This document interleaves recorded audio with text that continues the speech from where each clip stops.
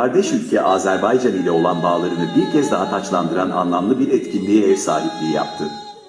Iğdır Valiliği, Azerbaycan Diaspora Komitesi ve Azerbaycan Kars Başkonsolosluğu'nun ortaklaşa düzenlediği Azerbaycan Anayasa ve Egemenlik Yılı konseri, kent merkezindeki Millet Bahçesi'nde büyük bir coşkuyla gerçekleştirildi.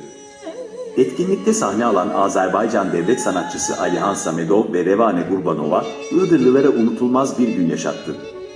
Sanatçılar, seslendirdikleri eserlerle dinleyicilerden tam not alırken, Azerbaycan ve Türkiye arasındaki güçlü kültürel bağların önemini bir kez daha gözler önüne serdi. Bu anlamlı konser, iki kardeş ülkenin birlik ve beraberliğini pekiştiren güzel bir etkinlik olarak hafızalara kazındı.